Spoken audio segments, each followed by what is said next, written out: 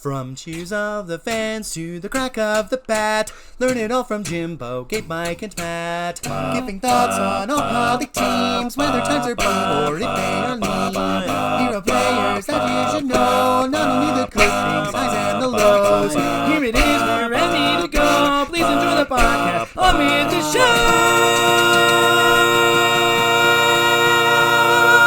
Good morning, good evening, good everything in between, and welcome to the podcast. It's our late August edition. It's almost September. I'm growing old. The leaves aren't changing color yet, but we are getting there. I'm your host, Jim Obernicki, and I'm joined as always by Mr. Gabe Lerman. How you doing, Gabe? Never mind me. Holy smokes, did you listen to that intro? I mean, yes, it's still a work in progress. I know I'm jumping the gun, but Matt Seivert, our newest team member, nailed it. I cannot wait. You're going to be hearing that at the front of every single podcast from here on out. We'll just put the final version in next time. Yeah, I love the energy it brought. It got me all jazzed up to do today's show. And speaking of someone who's jazzed up, I'm sure we're joined also by Mr. Mike Obiui. How you doing, Mike? Speaking of someone that's jazzed up, how did you know I'm on my third cup of coffee? Well, because you always are. I've never known you you not to be vibrating through the microphone, Mike. Oh, okay. You just always get that gross coffee where you don't even ask for a coffee. You press a button on a machine. No. This one was hot coffee. I got hazelnut today. Oh, hazelnut. The poisonous nut that'll kill me. Yeah, not that bad. I'm allergic to hazelnuts, though. And the moment I say that, let me guess, you're going to say, oh, I've never had Nutella? No, I've never had Nutella. Get over it. I've never had Nutella either. Well, there you go. You ain't missing that much. It doesn't look like that much, honestly. And just freshly in from the vocal booth after recording that incredible intro, Matt Seivert joins us. Matt, what's up? I'm doing all right. Glad you liked the intro. It's still somewhat of a work in progress. I might have some improvements to make, but you know, we've been thinking about this for a while, and so it's exciting to put it all together. Yeah, I definitely jumped the gun. I'm sorry for putting your work in progress out over the air, but come on, I was so excited. It's that good. We're a real podcast now, Mom. And yeah, so as I said, we're now getting late into August. There's about a month in the season left. I hate that baseball season's coming to an end, but the playoffs are just around the corner. Gabe, do you have anything for us on the news front? The Koshien finals are coming up in 2 days' time. Earlier today, the second semifinal was completed, which means we have our final matchup between Kanto Daiichi of Eastern Tokyo and Kyoto Kokusai of Kyoto. This is the first time in the final for both clubs. And I was doing a little bit of research. Believe it or not, Kyoto Kokusai has a large number of Korean Japanese players on it. So we could be seeing the future of not only the NPB, but KBO in the upcoming game. Huh, that's pretty cool. And is this, I don't know if there's any way we could find this out, but I feel like Kyoto, Tokyo, is that sort of like a rivalry? Is there some sort of like element? Not as much as Osaka, Tokyo. Right, yeah, that's what I think. But, oh, well, cool. I guess it's kind of like Toronto versus Ottawa. It's kind of like, something like that. You're not that far off, I don't think. And on other news we have, also, if you didn't see it this past weekend, we had a midnight matinee. We've got lots of midnight matinee going on. We had a surprise game last weekend, and we have another game this weekend coming up. I hope this episode comes out before then, so you can join us on this Sunday at midnight or Saturday at midnight. Okay. Which date is it? Let me just Sunday, August 25th, 12 a.m. Eastern, or Saturday, August 24th, 9 p.m. Pacific. Yeah, so Saturday night, Sunday morning, midnight. Come join us as we're going to have the Fighters playing the Hawks. Well, again, I think that's going to be the preview series for the Climax series coming up very shortly. But before we talk about that, but I mean, we will get into that later in the show. Let's do our Around the Horn, where we take a look at every team in the league from top to bottom, starting as always with the top team in the Pacific League, the league-leading Fukuoka SoftBank Hawks. Their magic number is at 23, even though they only had a 3-3 week, but they are closing in on that pennant. But I mean, hey, what's not to celebrate? Other than, going 500 in a week is not great, but other than that, things are cooking. Otaki Yamakawa mashed 3 home runs against the Lions as he picked up 6 RBIs while the Lions fell to the Hawks yet again this week. And it's the first time Yamakawa has hit 3 home runs in a game since 2017, back when he played with the Lions. As you might remember, I think he also had a game where he had 2 grand slams against the Lions this year. So just on those alone, we're looking at, was that like 14, 12, bad at math right now, 14 RBI, I think, over just a handful of at-bats, I would just stop pitching to him. I think that's probably the best call, especially if he's in the Ballooner Dome. Just don't pitch it to him because he wants to hit it out of the dome. Just And walk other, him. Intentionally walk him. Just do it. Yeah. Just give him the Barry Bonds. Just don't even give him the chance. And speaking of other players who are dominating specific opposition, this weekend Kohei Arihara extended his winning streak against the Chiba Loyalty Marines to 11 games as he threw a complete game shutout against the Chiba side. This streak dates back all the way to 2019 before he came stateside when he was with the Fighters, I believe. So that's right. He's just automatic win. Do you want to take this one, Matt? Hey, Matt, help me. Help read the Japanese name for me. Sure. So rookie first baseman Soichiro Ishizuka got his first home run in the same game that he managed his first career NPB hit. Congratulations to him. He showed up in our bonus baseball stream, and he managed those both against the Eagles just earlier today. And with, Yamakawa mashing, Arihara dealing, all the other players playing amazingly, let's not forget Kensuke Kondo, it's a little surprised that the Hawks have smashed their attendance record so far this year. They've passed 2 million fans in their 53rd home game this year, which is the fastest they've hit the mark ever since they started announcing attendance. So, yeah, full credit to them. I mean, every Hawks game looks like an absolute party right now, probably because it is. And, yeah, it's a great time to be a Hawks fan. Friendly reminder, if you are looking to go check out a Hawks game, Klook.com is the exclusive English language vendor for Fukuoka SoftBank Hawks tickets. Oh, that's very good information. I will jot that down for myself for maybe one day when I finally get to go to Japan. But before that, we kick it over to our second place team in the league, the Hokkaido Nippon Ham Fighters. Take it away, Gabe. Thank goodness there's a cushion now. 2 games up on the Marines. We could get home playoff games at Escon Field, Hokkaido. This is making me vibrate. 3-3 in their last week. Yeah, swept by the Buffaloes, but hey, back-to-back road wins against Lotte heading into tomorrow's rubber match. The Fighters could sweep Lotte at home, adding another whole game to their cushion in second. Veteran setup man Naoki Miyanishi is now 5th all-time in mound appearances in NPB history, moving past Hall of Famer Masaaki Koyama with his 857th earlier this week. Of course, the league record holder is the legendary Dragon setup man Hitoki Iwase, who has 1,002. Miyanishi might make it if he hangs on for a few more seasons. Not making it? Foreign reliever Anuris Zabala. Zabala was examined at a hospital due to a leg injury and deactivated back on August 17th. Zabala was effective in limited playtime, a 1.2 ERA over 16 appearances, 15 strikeouts. Good. 8 walks. Not so much. Also taking a break from the top club, Drew Verhagen. This is his second stint with the Fighters. You'll remember he was a part of the team before heading back stateside. He was deregistered on August 18th. With the Top Flight club, he's 1-1 with 5 starts with a 4.68 ERA. I mean, in some years that'd be worth it, but when you're rolling Yamasaki, Ito, Kato, yeah, the rotation's too good right now. Sorry, buddy. I'm a bit peeved about the timing of our midnight matinee, or at least the events surrounding it. Saturday's Fighters game, not the one we're broadcasting, but the day before, will have a massive fireworks display after the game, the Fighters announced on Twitter. 6,000 fireworks will be shot off.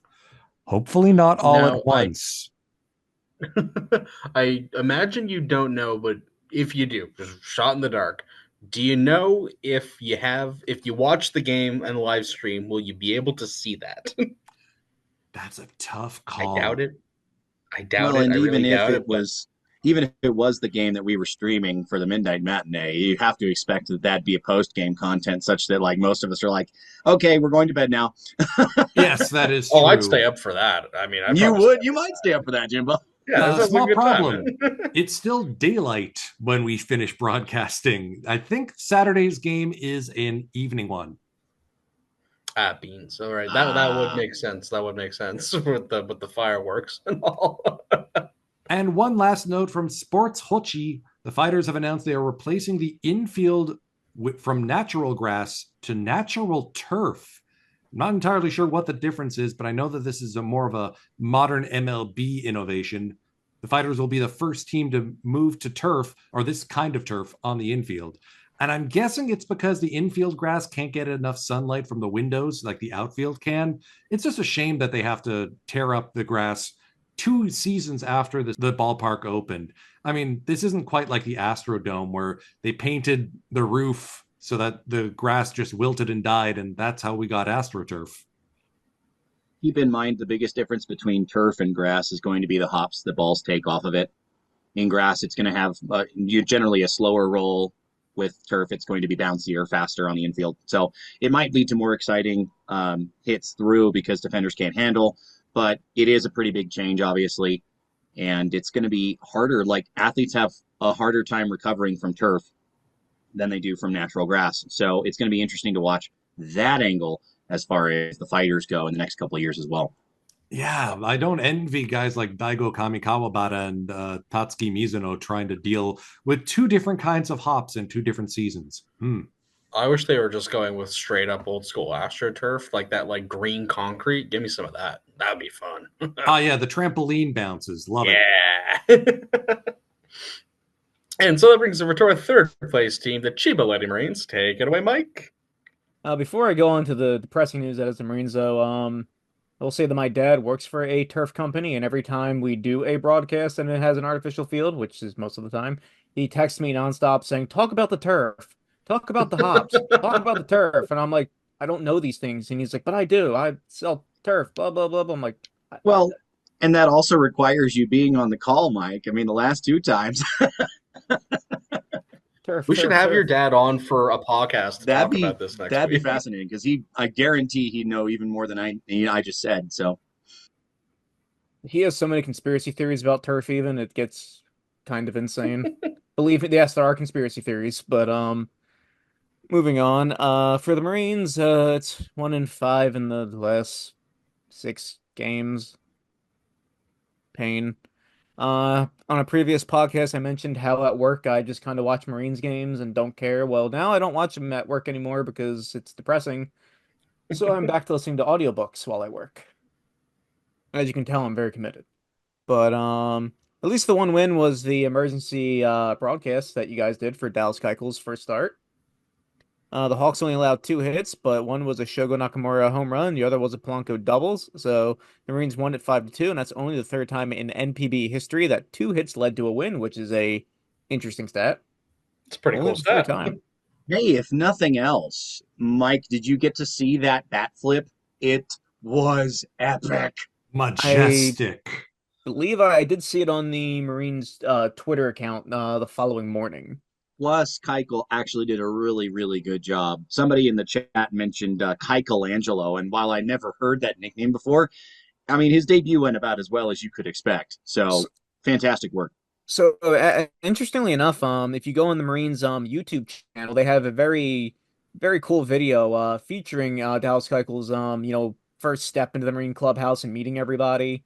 It's a mixture of English and Japanese. Like he walks in and immediately, Shogo Nakamura is there to greet him.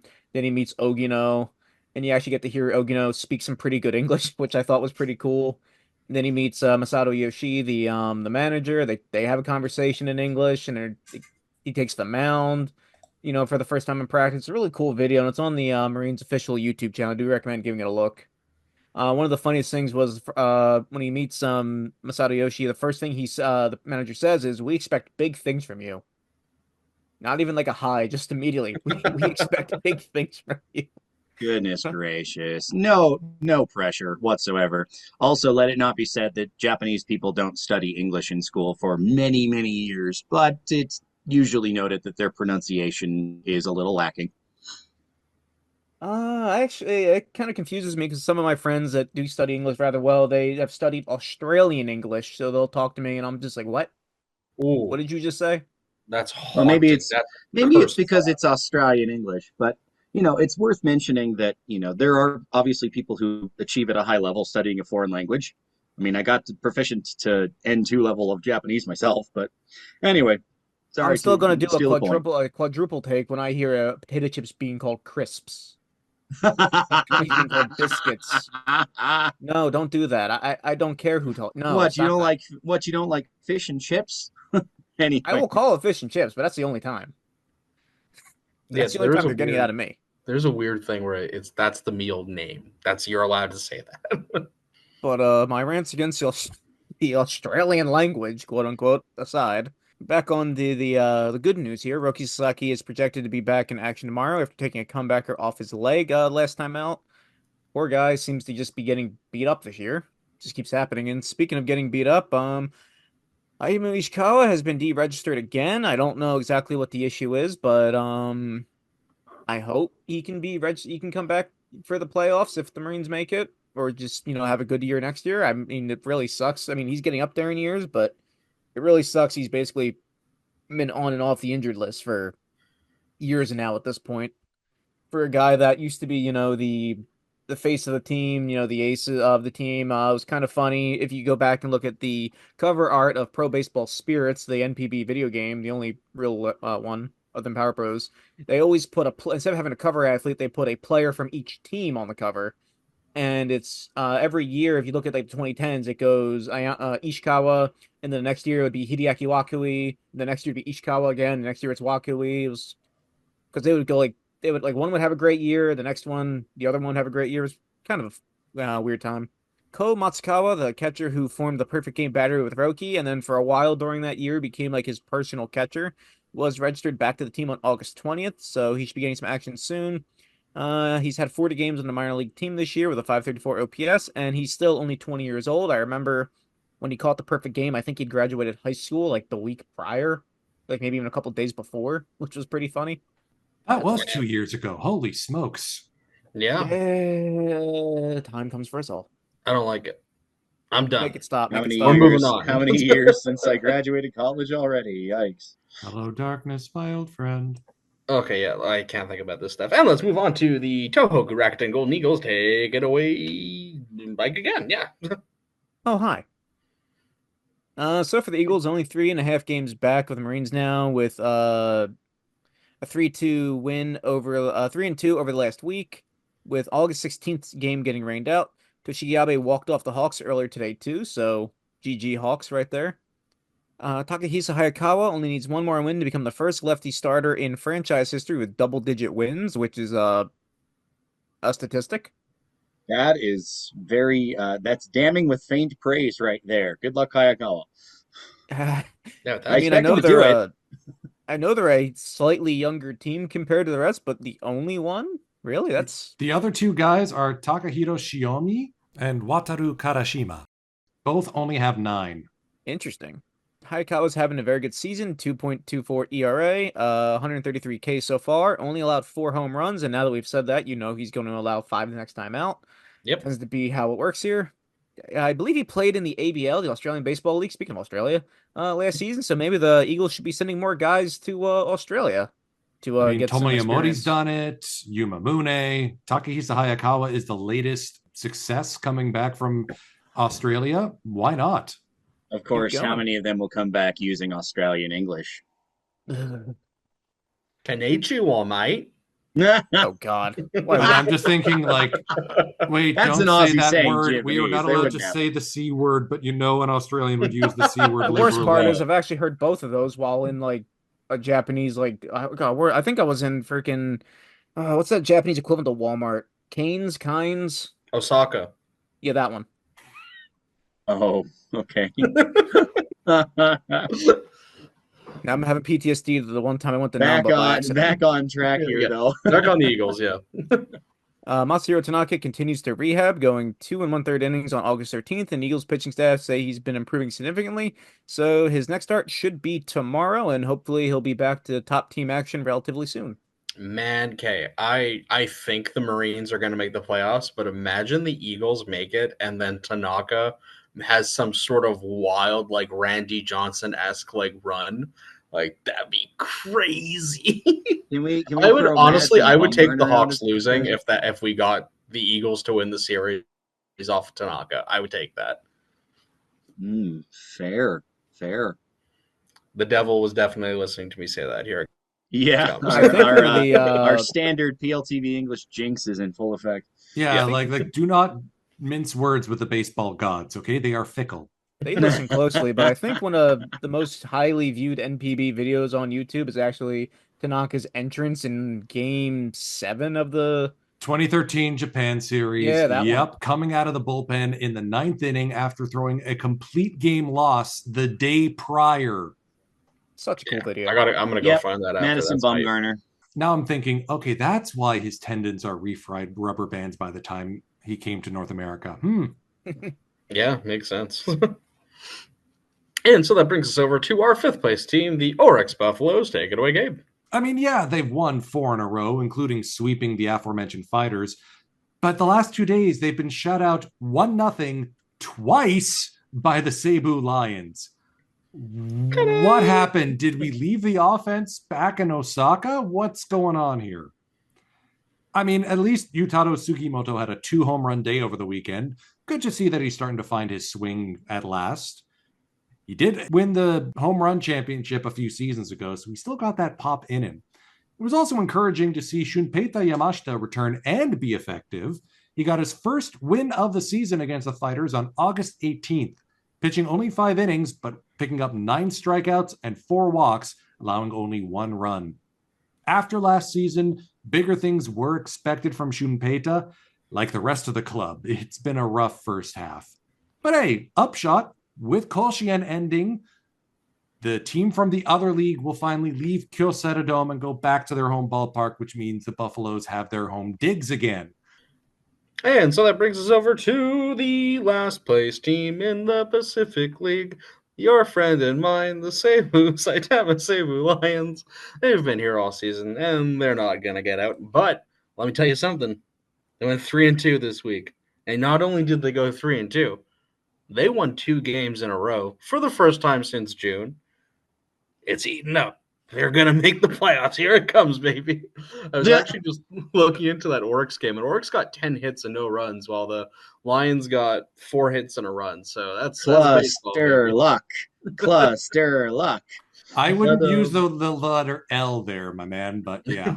Yeah, but I mean, I got nothing. It's just the Lions are they're swirling the drain. They're trying, and they're. Hey, I mean, get a good. Oh man, pitchers are doing pretty well. Sumida picked up another win. His record's at 500 on the season, so good for him. Unfortunately, one of the other stories coming out of recently is I think the sheen has worn off from Nasty Natsuki. Oh dear, he's lost like two of the last 4 starts he's been in or something like that. He's still good. He'll be fine. I'm not saying he's bad. He's not suddenly a pumpkin, but I wonder if the league is figuring him out now, Or he's running out of steam. I mean, it is his first season up with a big club. He's probably depressed. I mean, who wouldn't be on this roster? I just had a thought. I was going to say, it'd be good that they get a good draft pick next year, and then I forgot. Right, that's not how the draft works. They could get a terrible draft pick because the NPB draft is wacky and wild. But yeah. So that brings us over to the end of today's show. Do we have any familiar faces in new places? Gabe, how are our boys doing stateside? Give me a moment. I'm going to double check on Masataka Yoshida because I think he's been absolutely raking the last little bit. Yeah, he's been batting almost 400 in the last fortnight or so. It's like we say here in Montreal, the best cure for whatever ails he was getting out of Toronto. That was Kikuchi, not Yoshida. Damn, I tried. Also, Kikuchi has been doing really good since going to the Houston Astros. I heard he's been playing well. There was an article that I ran across saying how the Astros coaching staff has basically revolutionized how he uses his pitches. It's one of those things that the article was like, oh man, the Blue Jays had an easy opportunity and they just whiffed badly. Now, it's worth mentioning the guy was probably an Astros fan or an Astros beat writer because, of course, they're going to, put a positive spin on things. But it's notable that Kikuchi went down to the Astros, went south for the winter, and all of a sudden he's like reaching more of his potential consistently as opposed to just showing flashes. So that's really good. I mean, his first 2 seasons with Toronto, yeah, not ideal. This one, he earned that trade by being so good. Right. No, I wasn't saying that he was bad before the trade, but just like imagine if they had done that and asked him to use his pitches in the way that he's showing very effective right now the whole time through his Toronto tenure. Got it. Okay, so I got an update on Masataka Yoshida. Since the All-Star break, 29 games, he's got an OPS of 1.006, 5 home runs, 6 doubles, getting on base at a 443 clip, and even threw in a stolen base for good measure.